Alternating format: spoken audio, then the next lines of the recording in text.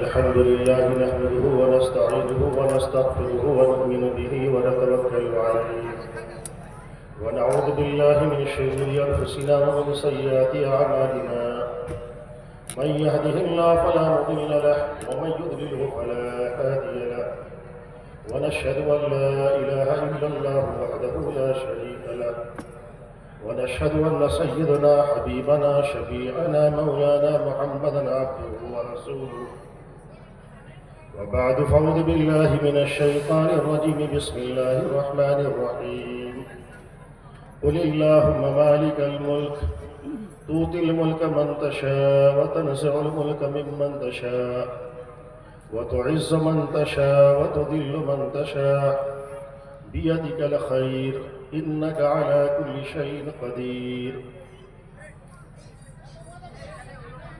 حضرات علماء کرام، سماجی سیاسی کارکنان، میرے پیارے ایمانی بھائیوں، اسراحہ ایک بڑی قدیم پرانی آبادی ہے. اس آبادی کی ایک تاریخ ہے. خود جس مدرسے کی طرف سے پروگرام ہو رہا ہے، یہ مدرسہ تاریخ کا ایک سنہرا حصہ ہے. 125 سال پہلے کسی اللہ والے نے یہ سوچا کہ قوم اور سماج کو اوپر لانے کے لیے، ان کو تعلیم یافتہ بنانے کے لیے، ایجوکیٹڈ بنانے کے لیے ایک مدرسہ قائم کر دیں. انہوں نے مدرسہ انوار العلوم قائم کر دیا.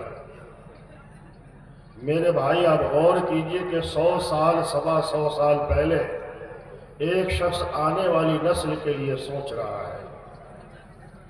اللہ کا فضل یہ ہے کہ اس مدرسے کی تعلیم کا سلسلہ اب تک جاری ہے، بلکہ ادھر کے چند سالوں میں اس کے اندر اور ترقی آئی ہے.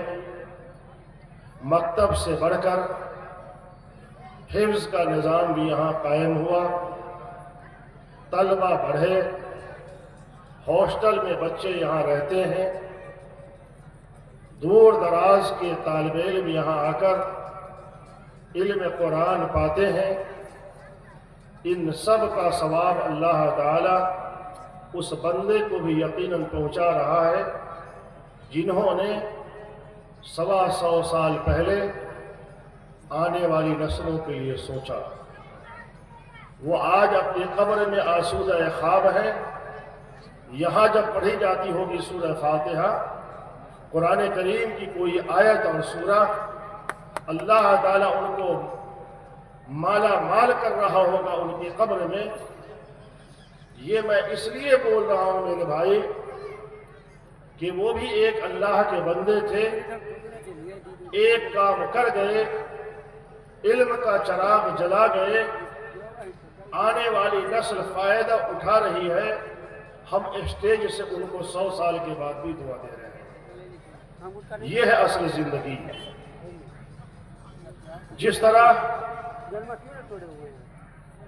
حضرت خواجہ معین الدین چشتی اجمیری رحمۃ اللہ علیہ کو آج بھی امیر الہند کہا جاتا ہے، سلطان الہند کہا جاتا ہے. ہندوستان کے حقیقی بادشاہ وہ ہے. ایک انگریز مورخ نے کہیں لکھا ہے کہ مجھے ہندوستان کی ایک شخصیت پر جو کئی 100 سال پہلے دنیا سے رخصت ہو گئی، وہ آج زیر خاک ہے، وہ زمین کے اندر دفن ہے، لیکن ہندوستان کے مسلمان آج بھی ان کو سلطان الہند کہتے ہیں. اور اس سے مراد اس مورخ کی حضرت معین الدین چشتی اجمیری رحمۃ اللہ علیہ. میرے بھائی، جو لوگ کام کر کے چلے جاتے ہیں ان کا کام ان کو زندہ رکھتا ہے. ہم لوگ اپنی زندگی کے لیے بہت مرتے ہیں. میرا نام پوسٹر میں کیوں نہیں آیا؟ میرا نام اشتہار میں کیوں نہیں؟ ارے اشتہار تو 4 دن میں پھٹ جائے گا. کام کرنے والے نام کے پیچھے نہیں جاتے ہیں. جڑیں ہمیشہ زمین کے نیچے ہوتی ہیں. جڑوں کو کوئی دیکھتا نہیں ہے، حالانکہ وہی جڑیں پورے تناور درخت کو اور پھیلے ہوئے پیڑ کو تھامے ہوا وہ جڑنا تک رکھتا ہے. میرے بھائی جڑ بننے کی کوشش کیجئے. جڑیں بنیے، بنیاد بنیے، نیو بنیے. جس طریقے سے نیو اور بنیاد زمین کے نیچے دفن ہوا کرتا ہے اور پھر وہ بلڈنگیں کھڑا کر لیتا ہے، بلڈنگ کا لوڈ اپنے اوپر لے کر کے چلتا ہے. لوگ کہتے ہیں بلڈنگ بڑی خوبصورت ہے، لیکن کمال بلڈنگ کی خوبصورتی کے ساتھ اس نیو اور بنیاد کی ہے. میرے بھائیوں، اسرہا کے لوگوں، میں ایک پیغام تو آپ کو اجازت سے یہ دینا چاہتا ہوں سب لوگوں کو. آج ہمارے سماج میں مارا ماری ہے، جھگڑے لڑائیاں ہیں، مدرسے کتنے اجڑ رہے ہیں، مسجدوں میں جنگ شروع ہے، کمیٹیوں کے نام پہ کتنے جھگڑے ہو رہے ہیں. اور یہ سب محض اس لیے ہو رہا ہے کہ ہر شخص نے اپنے آپ کو خدا سمجھ لیا. اگر اس کا ایمان ایک خدا پر ہوتا، اگر وہ کلمہ طیبہ لا الہ الا اللہ کے اندر سچے ہوتے، یعنی اللہ کے علاوہ کوئی نہیں، اللہ کے علاوہ کوئی نہیں، صرف اللہ، صرف اللہ، صرف اللہ. اگر اپنے اس بول میں وہ سچے ہوتے تو پھر یہ جھگڑے کھڑے نہ ہوتے، یہ لڑائیاں کھڑی نہ ہوتی. آپ لوگوں سے میں گزارش کرنا چاہتا ہوں میرے بھائی، نام کے لیے مت مریے، کام کے انسان بنیے. کام کے بنیے گا تو جانے کے بعد بھی لوگ آپ کو یاد رکھیں گے. یہی ابھی بی بی کنیز فاطمہ نے کتنی زمینیں وقف کی. اللہ والی خاتون نے اپنی جنت بنانے کے لیے سینکڑوں ایکڑ زمین، 350 بیگھہ کے قریب ایکڑ زمینیں انہوں نے وقف کر دی. ہم لوگ آج اس کی حفاظت بھی نہیں کر پا رہے، بلکہ وقف کی زمینوں پر ہم نے خود قبضہ کر رکھا ہے. انہوں نے قوم کی فلاح کے لیے، قوم کے اٹھان کے لیے، سماج کی ترقی کے لیے اتنی بڑی پراپرٹی چھوڑی، اور ایک ہم ہے، ایک ان کی سوچ تھی اور ایک ہماری سوچ ہے کہ ہم اس کو ہڑپنے کی کوشش کر رہے ہیں. ابھی ایک عالی شان بلڈنگ میں نے دیکھا، اس کے دروازے پہ بھی میں نے گاڑی روکی. ڈاکٹر رافع صاحب کہہ رہے ہوں گے انہوں نے گاڑی کہاں روکی. میں نے ابھی تھوڑی دیر پہلے کہا تھا کہ آپ کو ہاسپٹل کے پاس میں لے جاؤں گا، وہاں بھی میں نے گاڑی روک کر آپ کے ہاسپٹل کو دیکھا کہ آپ نے ہاسپٹل کو کتنا آگے بڑھایا. اور اس بلڈنگ کے پاس بھی اس سے میری یاد جڑی ہوئی ہے، میری تاریخ جڑی ہوئی ہے. جہاں یہ بلڈنگ بنی ہے، حضرت مولانا سید محمد ولی رحمانی صاحب رحمۃ اللہ علیہ کے ساتھ میں آیا تھا. عمارت شریعہ یہاں اسکول بنانا چاہ رہی تھی. اسی زمین کو یہاں کی لوکل کمیٹی نے، اسٹیٹ وقف کمیٹی نے مجھے دے دیا تھا، یعنی عمارت شریعہ کو دے دیا تھا. پھر حکومت جس کی لاٹھی اس کی بھینس، مائنورٹی ہاسٹل یہاں بن گیا، مبارک ہو. لیکن اسرہا کے لوگوں اور یہاں بیٹھے اوپر بھی جتنے لوگ ہیں اور نیچے بھی جتنے لوگ ہیں، میں سب کو ایک بات کہتا ہوں، میرا سبق یاد رکھیے. یہ پراپرٹی سرکار کی نہیں ہے، یہ آپ کی ہے. یہ آپ کے فائدے کے لیے بنائی گئی ہے. آپ اس سے خوب فائدہ اٹھائیں، آپ کے بچے بچیاں اس سے فائدہ اٹھائیں، یہاں تعلیم پائیں، یہاں رہیں. یہاں کی سہولیات آپ کے لیے ہیں، آپ مسلمانوں کے لیے. اگر کوئی آپ کو محروم کرتا ہے، یا اگر آپ دیکھیں کہ یہ مائنورٹی ہاسٹل مقصد سے ہٹتا ہوا جا رہا ہے، تو آپ آواز اٹھائیں اور مضبوطی کے ساتھ اپنے مقصد پر اس کو واقع رکھیں۔ میں یہ سمجھتا ہوں کہ جتنی بڑی بلڈنگ بنی ہے، اگر لوگ متوجہ رہے، فائدہ اٹھاتے رہے، چوکنا رہے، بیدار رہے، تو بڑا کام ہوگا انشاءاللہ۔ اللہ تعالیٰ اس کو آپ سب کے لیے، پوری ملت کے لیے کارآمد بنائے۔ میں دور وقت لے کر مفتی سوراب صاحب ندوی نائب ناظم امارت شریعہ، آپ بھی تشریف لائے، تھوڑی دیر کے بعد آپ ان کی تقریر سنیے گا ماشاءاللہ، مقرر تو وہیں ہی چل سکے۔ دور وقت کے ساتھ میں اسرا آیا تھا جامع مسجد میں، یہاں لوگ علماء بیٹھے ہیں، میں نے آپ لوگوں سے ایک نظام اس وقت شروع کرایا تھا کہ بھائی اس دنیا کی آدھی آبادی مردوں کی ہے، آدھی آبادی عورتوں کی ہے۔ مردوں کے لیے تو جمعہ کی تقریریں ہیں، جلسے ہیں، جلوس ہے، عیدین کی تقریریں ہیں، بہت سارے موقع ہیں۔ عورتوں کے لیے اللہ اس کے رسول کی بات، بھلائی کی باتیں، کامیابی کی باتیں سننے کے مواقع پیدا کرنا میری اسلامی اور ایمانی ذمہ داری ہے۔ آپ مہینے میں ایک مرتبہ عورتوں کا اجتماع مسجد میں کیجئے، یہ سلسلہ جاری ہے۔ الحمدللہ یہ سلسلہ 1-1.5 سال سے جاری ہے، ہر مہینہ پروگرام ہو رہا ہے۔ میں آپ لوگوں سے میں دوسری گزارش کر رہا ہوں کہ اس سلسلے کو باقی رکھیے۔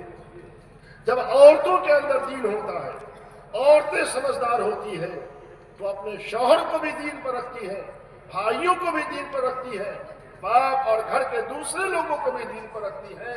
تو عورتوں کا دیندار ہونا، عورتوں کا سمجھدار ہونا، عورتوں کا تعلیم یافتہ ہونا بہت ضروری ہے۔ ہم کو اس جانب توجہ دینی چاہیے۔ تعلیم اللہ نے صرف مردوں کے لیے نہیں رکھی، عورتوں کو بھی تعلیم حاصل کرنی ہے۔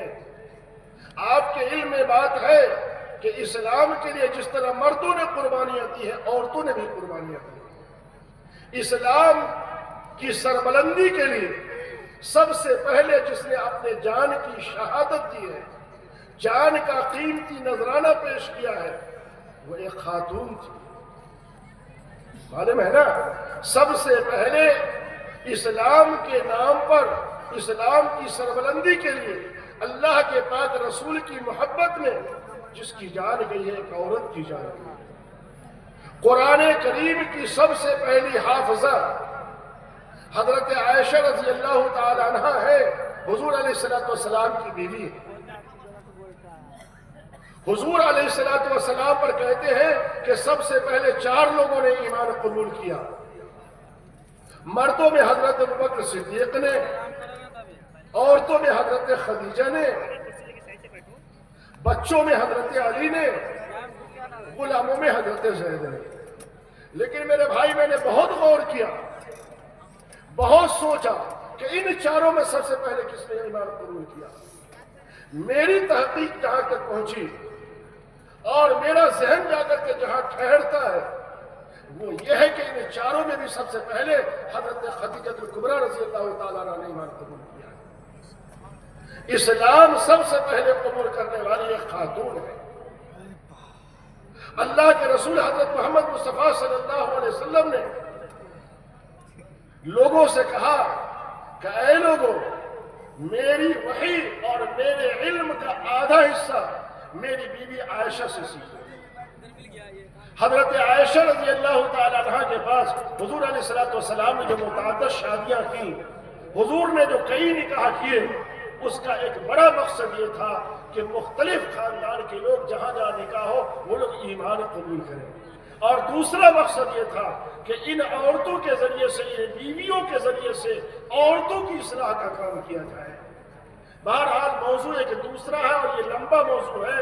میں نے ایک سلسلہ شروع کروایا تھا امارت شریعہ کے دور وقت کے موقع سے، اس سلسلے کو جاری رکھیے، اور آس پاس کی بستی کے جو لوگ یہاں موجود ہیں، میں ان سے بھی گزارش کرتا ہوں کہ ماؤں بہنوں کو مسجد میں ظہر کی نماز ختم ہو جائے، مرد نکل جائے، آپ جمع کیجئے کسی بھی نیک عالم دین کی اور کسی بھی اللہ والے کی تقریر ان سے کروائیے، ان کے سامنے کروائیے۔ اللہ کا خوف ان کے دل میں پیدا ہوگا تو اپنے بچوں کو دیندار اور نیک بنائیں گی۔ ابھی ہم سے پہلے مقرر کہہ رہے تھے بچے ہمارے تباہ ہو رہے ہیں، برباد ہو رہے ہیں ہمارے بچے ہاتھ سے نکل گئے۔ نئی نسل بے قابو بنتی جا رہی ہے۔ ہم لوگ کہتے ہیں دیش تباہ نیتا سے، ہمارے نیتا جی ناراض نہیں ہوں گے، ان سے نہیں کہہ رہے ہیں، لیکن یہی لوگ کہتے ہیں کہ دیش تباہ نیتا سے اور باپ تباہ بیٹا سے۔ تو آج کل باپ جو تباہ ہو رہا ہے بیٹا سے، اس کی وجہ یہ ہے کہ باپ نے اور ماں نے اس کو صحیح معنی میں تربیت نہیں دی، صحیح تعلیم نہیں دی۔ وہ مثل مشہور ہے نا، ہم لوگوں نے ابتدائی اردو کی کتاب میں پڑھا تھا کہ ایک آدمی کو سزا ہوئی چوری کے کرنے کی وجہ سے، وہ انڈے چوری کیا کرتا تھا، پھر بڑی چیزوں کی چوری کرنی شروع کر دی، نتیجہ یہ ہوا کہ اس کے لیے سزا طے ہوئی۔ سزا طے ہونے سے پہلے پوچھا جاتا ہے کہ تمہاری کوئی آخری خواہش ہو تو بتاؤ۔ اس لڑکے نے کہا کہ ہاں میری آخری خواہش ایک ہے، اور وہ یہ ہے کہ مجھ سے میری ماں کی ملاقات کرا دی جائے۔ چنانچہ اس بچے کے ہاتھ بندھے ہوئے تھے، پاؤں بندھے ہوئے تھے، اور اس بچے کو اس کی ماں کے پاس حاضر کیا گیا کہ ماں سے ملاقات کر لیجیے۔ انہوں نے ماں سے کہا کہ اپنے کان کو قریب کیجئے، میں کچھ کہنا چاہتا ہوں۔ ماں نے کان قریب کیا، اس نے اپنے دانت سے اس کے کان کو کاٹ ڈالے، نوچ ڈالے، اور اس بیٹے نے کہا ابھی میرے بس میں اتنا ہی ہے، اس لیے کہ میرے ہاتھ پاؤں بندھے ہوئے ہیں۔ میں جب غلطی کر رہا تھا، آج میں نے بڑی چوری کی جس کی سزا آج مجھ کو بڑی مل رہی ہے، کل میں جب محلے کے بطخ اور مرغیوں کے انڈے چوری کر کے لا کے آپ کو دیتا تھا، تم ماں ہونے کے باوجود مجھ کو سمجھا نہیں پائی کہ بیٹا یہ غلط ہے۔ ہمارا بیٹا جب کسی کو گالی دے کر کے آتا ہے، کسی کو مار کر کے آتا ہے، باپ اگر اسی وقت کہتے بیٹا کسی کو گالی دینا اچھی بات نہیں ہے، کسی کو مارنا اچھی بات نہیں ہے، تو یقیناً میں یقین کے ساتھ کہتا ہوں اور اعتماد کے ساتھ کہتا ہوں کہ یقیناً وہ بیٹا بڑا ہو کر کے اپنے ماں باپ کو بھی گالی نہیں دے گا۔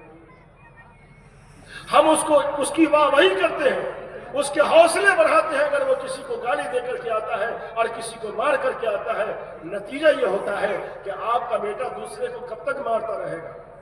بڑا ہونے کے بعد اس کا ہاتھ آپ ہی کی طرف نعوذ باللہ چلتا ہے، آپ ہی کو برا بھلا کہتا ہے۔ تو بال بچوں کی تربیت کے لیے ضروری ہے ماؤں کا سمجھدار ہونا، ماؤں کا تعلیم یافتہ ہونا، ماؤں کو سمجھنا کہ میری ذمہ داری کیا ہے۔ ان کی ذمہ داری صرف روٹیاں بنانا نہیں ہے، ان کی ذمہ داری آپ کے کپڑے صاف کرنا نہیں ہے، ان کی ذمہ داری گھر کے جھاڑو بہارو لگانا نہیں ہے، ان کی سب سے بڑی ذمہ داری یہ ہے کہ اپنے بچے کو نیک اور صالح اور تعلیم یافتہ وہ بنائے۔ ہر باپ سوچے کہ اپنے بیوی کی سب سے بڑی ذمہ داری جو ان کے بچے کی تعلیم و تربیت ہے، اس کے لیے ہم کتنا وقت اس کو دیتے ہیں کہ اپنے بچوں کے لیے اتنا وقت لگاؤ۔ ہم اس پر توجہ نہیں دیتے، اس لیے میں نے آپ سے یہ کہا کہ جو لوگ بھی اسرحہ کے علاوہ دوسری بستیوں سے آئے ہیں وہ اپنے گاؤں میں لوٹے۔ علماء اور ائمہ حضرات موجود ہیں، کم سے کم مہینے میں ایک اجتماع مساجد میں خواتین کا ضرور ہونا چاہیے، پردے کے ساتھ جب مرد لوگ نکل جائے۔ اگر مرد حضرات بھی رہتے ہیں تو کسی کنارے رہے، پردے کے ساتھ رہے۔ گیٹ سے نکلنے اور آنے جانے کا وقت کچھ بدلا ہوا ہو یا گیٹ بدلا ہوا ہو۔ اس کے علاوہ میرے بھائیوں چند باتیں آپ کے سامنے اور عرض کرنی ہے۔ میں نے آپ سے کہا کہ ایک آدمی سے کام کر کے چلے گئے، ان کا نام ہو رہا ہے۔ بی بی کنیز فاطمہ چلی گئی، ان کا نام ہو رہا ہے۔ آپ لوگ کس کام کے لیے بتائیے؟ میں آپ لوگوں سے سوال کرتا ہوں، آپ لوگ کس کام کے لیے ہیں؟ آپ میں سے میں سوال کروں کہ آپ نے اپنی زندگی میں کیا کیا کیا ہے، بتا دیجئے۔ قوم کے لیے، ملت کے لیے، سماج کے لیے، امت کے لیے، انسانیت کے لیے کون کام کیے ہیں بتائیے۔ ہم نے کہا 100% نہیں تو 99% انسان اس سوال کے جواب دینے میں کوتاہ ہوگا، وہ فیل ہو جائے گا۔ اس نے سماج کو کھڑا کرنے کے لیے کچھ نہیں کیا، اس نے انسانوں کو کھڑا کرنے کے لیے کچھ نہیں کیا، اس نے کمزوروں کو کھڑا کرنے کے لیے کچھ نہیں کیا، اس نے دبے کچلے کو اوپر اٹھانے کے لیے کچھ نہیں کیا۔ اس نے اگر کیا تو اپنے لیے کیا، اگر کیا تو اپنے بال بچوں کے لیے ہم کر رہے ہیں۔ ہم سوچ رہے ہیں کہ صرف اپنے بیٹے اور بیٹیوں کے لیے سوچ رہے ہیں۔ میرے بھائی یہ ایمانداری نہیں ہے۔ ایمان والا، اسلام مذہب کو ماننے والا، وہ اپنے لیے نہیں، وہ دوسروں کے لیے سوچتا ہے۔ وہ ایک ہمدرد بن کر کے دنیا میں آیا ہے انسانیت کا۔ خیر خواہ بڑھ کر کے آیا ہے اللہ کے ہر مخلوق کا. انسان تو انسان ہے, دوسری مخلوقات کا بھی مسلمانوں سے بڑا خیر خواہ کوئی نہیں ہے. میں آپ حضرات سے اس اسٹیج سے یہ گزارش کر رہا ہوں کہ میرے بھائی آپ خود کھڑے ہوں اور آنے والی نسلوں کو دین پر, ایمان پر, تعلیم پر, کامیابی کی راہ پر کھڑا کرنے کے لیے کچھ کر کے جائیں, تاکہ آپ کو بھی دنیا یاد کرے اور دنیا آپ کا بھی نام لے کر ادب سے سر جھکائے اور آپ کے لیے دعائیں مغفرت کرے اللہ تعالیٰ سے اور آپ کی نیک نامی ہو. تو کیا ہم لوگ دوسروں کے لیے کچھ کریں گے؟ انشاءاللہ دوسرے کے لیے کریں گے. اور دوسرے کے کرنے کا طریقہ یہ نہیں ہے کہ آپ سب اٹھیے اور جا کے ہر آدمی اپنے اپنے گھر میں مدرسہ کھول دیجیے. دوسروں کے کرنے کا طریقہ یہ ہے کہ یہ جو مدرسہ کھلا ہوا ہے انوار العلوم, یا اور بھی جو مدرسے کھلے ہوئے ہیں, یا جس گاؤں میں مدرسہ نہیں ہے, مکتب نہیں ہے, اسکول نہیں ہے, کوچنگ سینٹر نہیں ہے, وہاں کھولیے. جو مدرسہ موجود ہے اس کو مضبوط کیجیے. اچھا, کوچنگ سینٹر کی بات یاد آ گئی. میں نے پچھلی مرتبہ بھی لوگوں سے گزارش کی تھی, ابھی چند مہینے پہلے کڑھٹیا میں آیا تھا, وہاں بھی لوگوں سے میں نے گزارش کی. آپ لوگ یہ بتائیے اتنی بڑی آبادی میں کیا میٹرک کی تیاری کرانے کے لیے, 9-10 کی تیاری کرانے کے لیے ہم لوگوں نے کوچنگ سینٹر کھولے اپنے گاؤں میں؟ ہے بھائی کوچنگ سینٹر؟ ہم جب آئے تھے اس وقت بھی آپ لوگوں سے گزارش کی تھی میں. یہ ضروری نہیں ہے کہ کوچنگ سینٹر چلانے کے لیے کوئی بہت بڑی بلڈنگ چاہیے. وہاں جو اسکول چل رہا ہے, جو مدرسہ چل رہا ہے, جو کسی کا دروازہ ہے, شام کے وقت میں 2 گھنٹہ ان سے مانگیے. کیا اس گاؤں میں کوئی پڑھا ہوا نہیں ہے؟ کیا کوئی انٹر کیا ہوا نہیں, گریجویشن کیا ہوا نہیں ہے؟ کیا کوئی صلاحیت کا نہیں ہے جو 7ویں 8ویں 9ویں کے بچے کو پڑھا سکے؟ اگر یہ صلاحیت بھی نہیں ہے تو یہ صلاحیت تو ہے نا کہ گاؤں کے لوگ 50-50 روپے جمع کر کے, 100 روپے جمع کر کے 10,000 کا ایک استاد 2 گھنٹے کے لیے رکھ لے, 5,000 کا استاد 2 گھنٹے کے لیے رکھ لے, اور اپنے محلے میں, اپنے گاؤں میں کوچنگ سینٹر اپنے بچے اور بچیوں کو دے. یہ کیوں نہیں کر رہے میرے بھائی؟ کوچنگ سینٹر کے نام پر ہمارے بچے دوسری جگہ جاتے ہیں, ہماری بچیاں دوسری جگہ جاتی ہیں, نہ جانے کن کن فتنوں کا شکار ہوتی ہیں. ہم نے سروے کیا ہے خود اپنے علاقے میں, اکثر ہماری بچیاں جو دوسروں کے کوچنگ سینٹر میں جاتی ہیں اپنے ایمان کو, اپنے اسلام کو, اپنے حیا کو عام طور سے کھو دیتی ہیں. ہم کیوں نہیں انتظام کرتے ہیں اپنے گھر میں میرے بھائی؟ استاد تو ان کو اچھا دیجئے, استاد تو ایمان والا دیجئے, اللہ سے ڈرنے والا, یا کم سے کم سماج کو سمجھنے والا استاد دیجئے, انسانیت کو سمجھنے والا استاد دیجئے. کیوں نہیں اسرہ والے, کیوں نہیں ہو رہا انتظام؟ میں نے 1.5-2 سال پہلے آپ سے گزارش کی تھی کہ ایک کوچنگ سینٹر اس گاؤں میں کھولیے.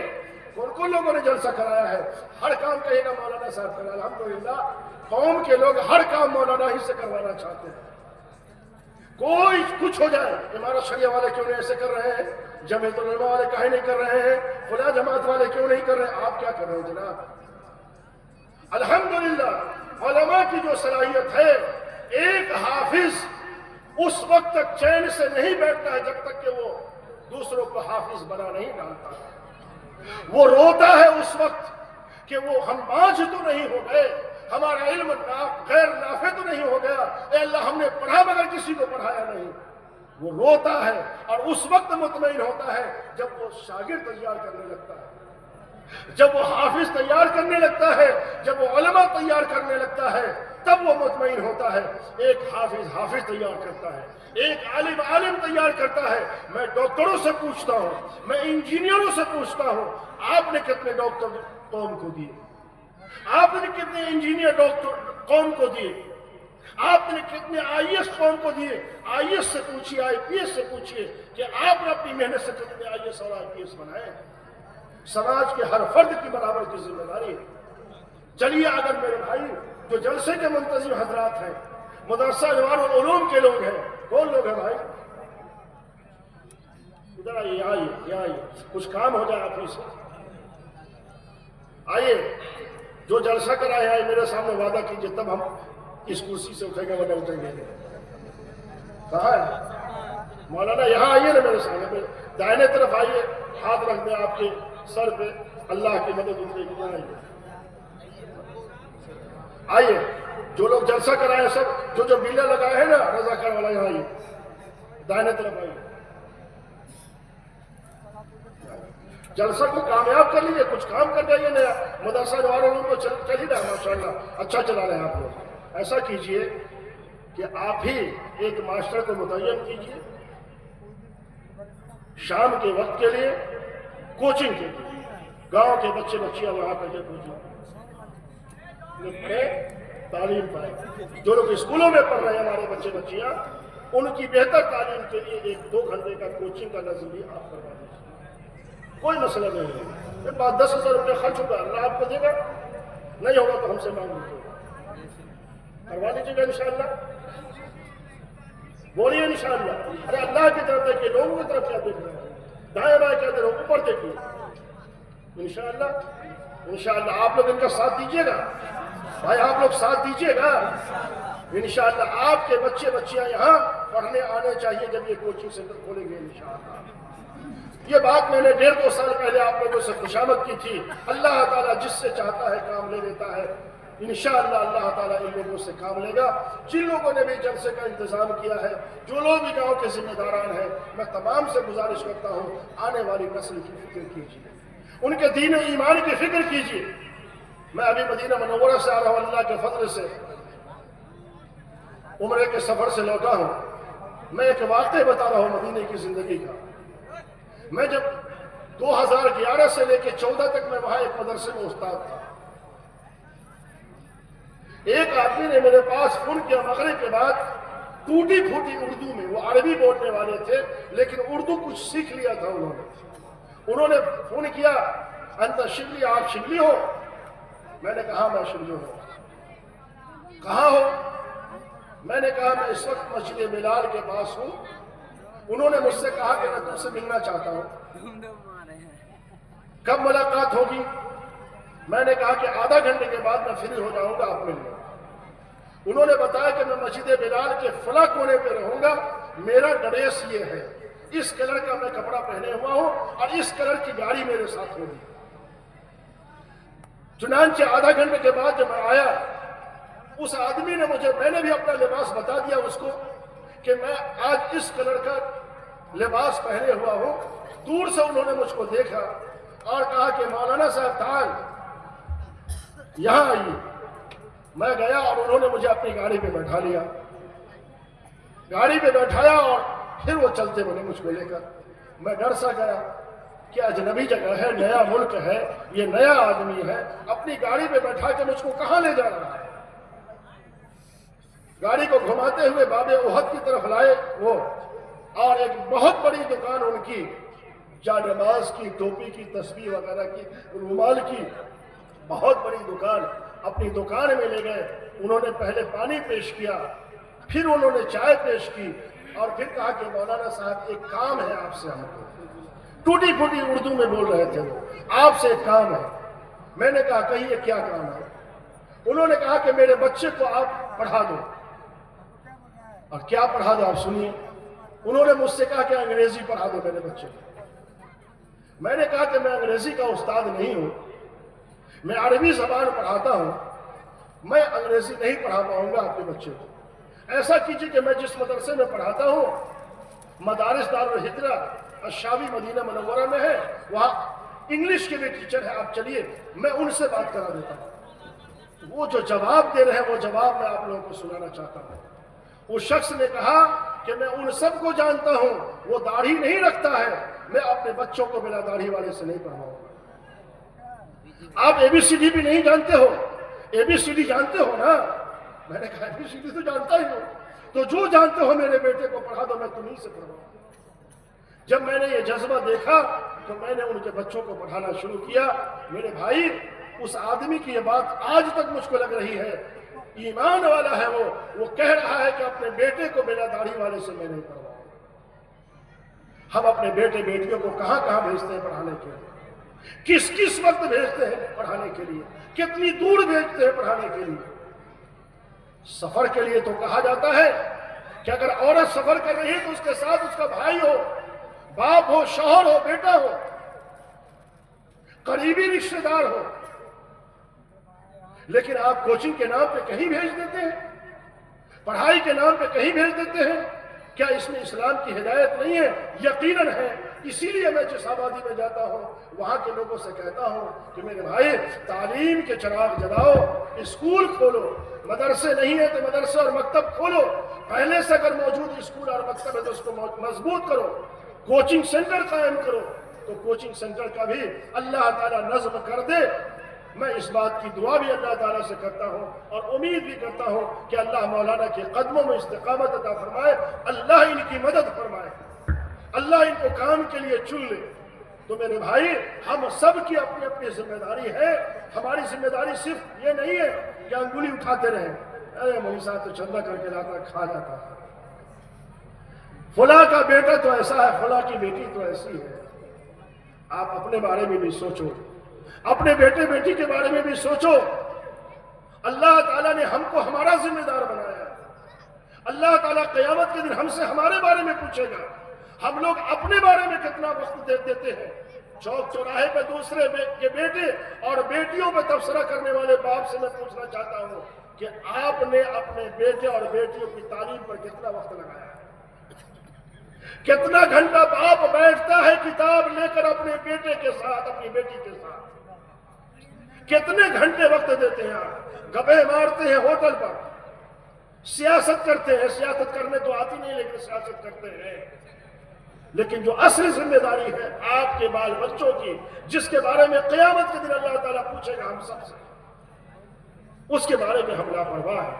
قرآن کریم میں اللہ تعالیٰ نے واقعات بیان کیے ہیں.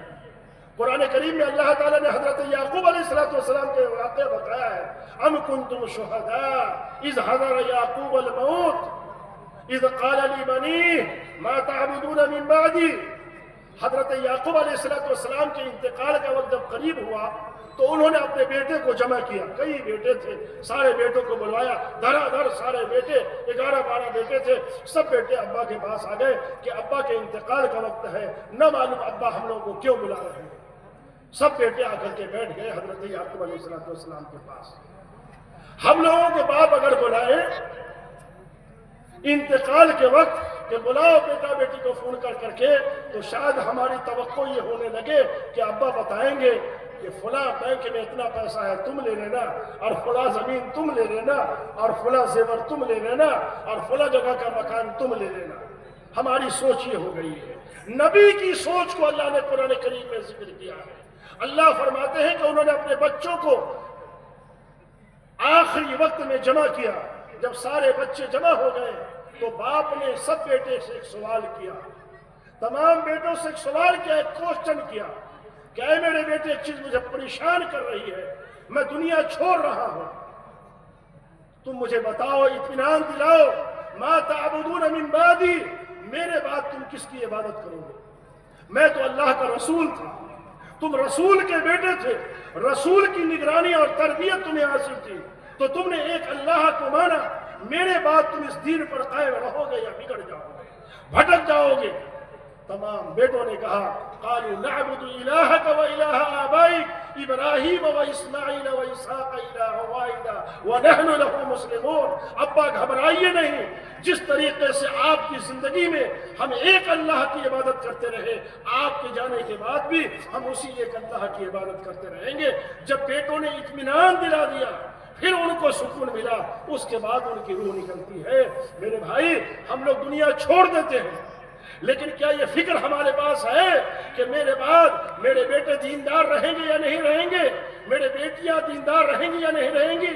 یہ علماء کو گالی دینے والے تو میرے بیٹے نہیں ہوں گے، مدرسے کو اجاڑنے والے تو میرے بیٹے نہیں ہوں گے، مسجدوں کو ویران کرنے والے میرے بیٹے تو نہیں ہوں گے، وقف کی زمین کو ہڑپنے والے تو میرے بیٹے نہیں ہوں گے، اللہ اس کے رسول کے دین کا مذاق اڑانے والے تو میرے بیٹے نہیں ہوں گے، داڑھی اور ٹوپی کا مذاق اڑانے والے تو میرے بیٹے نہیں ہوں گے، نمازیوں کا مذاق اڑانے والے تو میرے بیٹے نہیں ہوں گے. کیا ہم یہ فکر کر رہے ہیں؟ اگر ہم فکر کر رہے ہیں تو آپ کی فکر کو میں سلام کرتا ہوں، ایمان زندہ ہے الحمدللہ. اگر یہ فکر نہیں ہے کہ میرے مرنے کے بعد میرا بیٹا پوتا مومن رہے گا یا نہیں رہے گا، ایمان والا رہے گا کہ نہیں رہے گا، تو میرے بھائی دل مر چکا ہے، زندگی پیدا کیجئے، کلمہ بار بار دہرائیے، بار بار کلمہ دہرائیے، اللہ تعالیٰ زندگی پیدا کرے گا۔ تو ہم لوگوں کی اپنی اپنی جو ذمہ داریاں ہیں ان ذمہ داریوں کو ادا کیجئے۔ ہر ایک کو اللہ کے رسول نے فرمایا، الا یاد رکھو، اے لوگوں یاد رکھو، الا کلکم راعین، تم میں کا ہر ایک ذمہ دار ہے، تم میں کا ہر ایک ذمہ دار ہے، تم میں کا ہر ایک ذمہ دار ہے، اور ہر ذمہ دار قیامت کے دن پوچھا جائے گا کہ اپنے ماتحتوں کا تم نے کیا حق ادا کیا ہے۔ باپ اپنے بیٹے کا ذمہ دار ہے، بڑا بھائی چھوٹے بھائیوں کا ذمہ دار ہے، گھر کا گارجین گھر کے تمام لوگوں کا ذمہ دار ہے، اور گاؤں کا مکھیا، گاؤں کا سرپنچ، گاؤں کا سمیتی، وارڈ کونسلر اور گاؤں کا سرگنا گاؤں کا ذمہ دار ہے۔ کل قیامت کے دن آپ سے اللہ تعالیٰ صرف یہ نہیں پوچھے گا کہ سرکاری پیسے میں خرد برد کیا کہ نہیں کیا، اللہ تعالیٰ آپ سے پوچھے گا کہ آپ کو سماج میں نے وقت دی تھی، میں نے تم کو سماج میں عزت والا بنایا تھا، تمہاری بات سنی جاتی تھی، تم کسی کو بلاتے تھے تو لوگ آتے تھے، تمہارے پاس 10 آدمی کی بیٹھک ہمیشہ ہوا کرتی تھی، تم نے کتنے کو ہمارے دین سے جوڑا، تم نے سماج کو آگے لانے کے لیے، اللہ اس کے رسول سے قریب کرنے کے لیے آپ نے کتنے لوگوں کو دین سے جوڑا، کتنے لوگوں کو دین سے نہیں جوڑا۔ تو مکھیا جی سے بھی اللہ تعالیٰ قیامت کے دن پوچھے گا، مسجد بھری تھی کہ نہیں، اس کی فکر آپ نے کی نہیں۔ سرپنچ صاحب سے بھی اللہ تعالیٰ پوچھیں گے کہ مدرسے میں بچے آتے تھے کہ نہیں، آپ نے مدرسے کے بھرنے کی فکر کیوں نہیں کی۔ مالداروں سے بھی اللہ پوچھے گا کہ آپ نے اپنے بیٹے کو تو پڑھایا اچھے اسکولوں میں، غریبوں کے بچوں کی تعلیم کی فکر کی کہ نہیں کی۔ تو میرے بھائی ذمہ داریاں ہر ایک کی ہے، ہر ایک ذمہ دار ہے۔ اگر محمد شبلی ذمہ دار ہے تو سامنے بیٹھے ہوئے بھی ذمہ دار ہے، یہ ذمہ دار ہے تو وہ بھی ذمہ دار ہے۔ ہر ایک کو اپنے اپنی ذمہ داری کا حصہ ادا کرنا، اپنے اپنے حصے کی ذمہ داری ادا کرنی ہوگی۔ جب سماج کا ہر شخص اپنے اپنے حصے کی ذمہ داریوں کو ادا کرتا ہے تو بہتر سماج وجود میں آتا ہے۔ اگر کوئی ذمہ داری کو ادا نہیں کرتا، وہ چراتا ہے، حق چرائی کرتا ہے، وہ اپنی ذمہ داری سے غفلت برتتا ہے، سماج ٹوٹتا ہے، سماج بکھرتا ہے، اور سماج اس دور میں بھی، بھائی دنیا کہاں سے کہاں جا چکی۔ میں غیر مسلموں کے گاؤں اور بستیوں سے گزرتا ہوں، رات کو گزرتا ہوں چھوٹے چھوٹے محلوں اور آبادیوں سے، تو میں دیکھتا ہوں کہ لانٹین جل رہا ہے اور 10 بچہ دروازے پہ پڑھ رہا ہے، اور 10 قدم آگے بڑھیے تو اس دروازے پہ بھی لانٹین جل رہا ہے اور 10 بچے وہاں پڑھ رہے ہوتے ہیں۔ سویرے میں سفر کرتا ہوں، عموماً میں دیکھتا ہوں فجر کے تڑکے میں پیدل یا سائیکل سے غیر مسلم سماج کے بچے بچیاں اسکولوں کی طرف یا کوچنگ سینٹر کی طرف جاتے ہوئے دیکھتے ہیں، لیکن قبرستان بنا ہوا نظر آتا ہے مسلمانوں کا گاؤں۔ سمجھ میں نہیں آتا ہے کہ یہاں زندہ رہتے ہیں کہ مردہ رہتے ہیں۔ صبح میں گزر جائیے، چند لوگ چائے خانے پہ نظر آتے ہیں، تو میں سمجھتا ہوں کہ یہ چائے والے وہی لوگ ہیں جو مسجد سے نکل کر کے آئے ہیں، یہ بیچارے لوگ چائے پی رہے ہیں، اور شام کو پڑھنے کا کوئی ماحول کہیں نظر نہیں آ رہا ہے۔ میرے بھائی سماج کو کون جگائے گا؟ کب تک میں آ کر کے تقریر کروں گا؟ سال میں روزانہ جلسہ تو نہیں ہونا یہاں، ایک جلسہ ہوا، آپ اپنے آپ کو کھڑا کر لیجئے، اپنے گاؤں کو کھڑا کر لیجئے، گاؤں کی عزت کو بڑھائیے، سماج کو مضبوط کیجئے، آنے والی نسلوں کو مضبوط کر ڈالیے۔ میرے بھائی یہی میری گزارش ہے۔ اللہ تعالی ہم سب کو اپنے اپنے حصے کی ذمہ داری ادا کرنے کی توفیق عطا فرمائے۔ وآخر دعوانا الحمد للہ رب العالمین۔